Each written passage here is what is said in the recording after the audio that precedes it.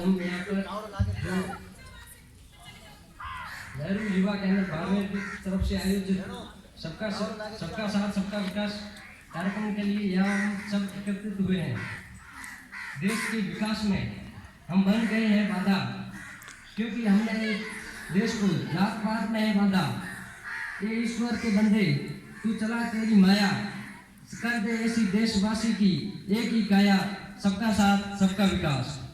जैसा कि हम सब जानते हैं कि इसका मतलब होता है कि एक सबका भला और एकता की एकता है। और हमारे देश में इस तरह के आंतरिक और शैक्षणिक बदलाव में परिवर्तन होते जा रहे हैं और समय पर होते रहते हैं, उन्हें ही विकास कहते हैं। सबका साथ सबका विकास की योजनाओं में सरकार में तेजी से काम करती जा रही है। सबका साथ सबका विकास की योजनाओं के अंतर्गत हमारे देश के कुछ ऐसे नगर आते हैं जिनकी आर्थिक स्थिति खराब होने के कारण वो नगर या वो शहर उन्नति नहीं कर रहे हैं। उसमें से हमारे को पहले जिम्मेदार नागरिक बनना होगा। इस देश का जिम्मेदार नागरिक नहीं बनेंगे तो इस देश का विकास नहीं हो सकता। यदि हम देश का जिम्मेदार नागरिक अब अपनी पूरी योग्यता और कर्तव्य के साथ अपनी सभी नियमों का पालन करता है तो उसका उठाया गया एक कदम देश को विकास की ओर लेके जाता है।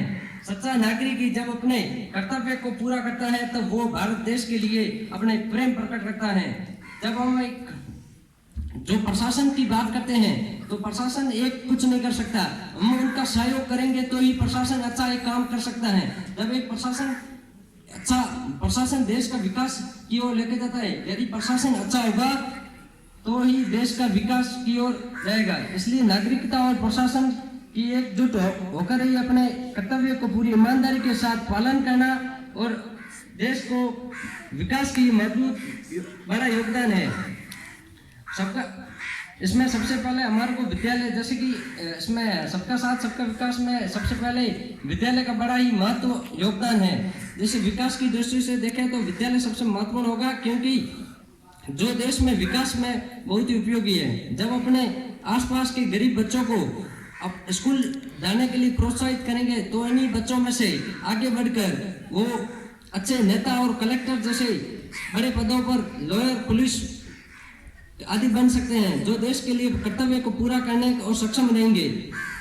जब हम अपने समय पर अपना जो टैक्स होता है, जो इनकम टैक्स अपनी वसूली करता है, वो सब हम यदि उस समय पर भरें तो ये देश उस पैसे को वहाँ पर विकास के लिए लगा सकता है। हम जैसे कि जब प्रधानमंत्री जी बात करते रहते हैं कि स्वच्छ भारत अभियान का हम ये करते हैं, तो उनमें प्रधानमंत्री जी कुछ नहीं कर सकते। यदि हम उनका सहयोग करेंगे तो वो स्वच्छ भारत अभियान एक अच्छा मिशन बना सकते हैं। यदि हम खुद अपने घर की यदि सफाई करते हैं तो इस देश को भी स्वच्छ बनाना होगा। जिस तरह अब हम अपने घर की सफाई करते हैं, कचरा वगैरह बाहर डालते हैं, तो वो देश भी हमारा एक घर है, उसको भी स्वच्छ बनाने के लिए कुछ अपनों को करना होगा। और जैसे कि बीमारियां फैल रही है और जो भी वर्तमान समय में कोरोना बीमारी की महामारी चल रही थी, उसमें सबसे बड़ा कारण यही था कि हमने अपनी स्वच्छता की ओर ध्यान नहीं दिया। यदि अपना स्वच्छता की ओर ध्यान देते तो ऐसी बीमारियां नहीं फैलती। अभी बात की जाए तो डेंगू जैसी अभी भी बीमारियां वापस फैल रही है, क्योंकि हम अपने स्वच्छता की ओर ध्यान नहीं देते। यदि अपने स्वच्छता की ओर ध्यान देते तो ऐसी बीमारियां नहीं फैलती। तो ऐसा करने पर हमारे को स्वच्छता की ओर ध्यान देना होगा जिससे बीमारियां ना फैले।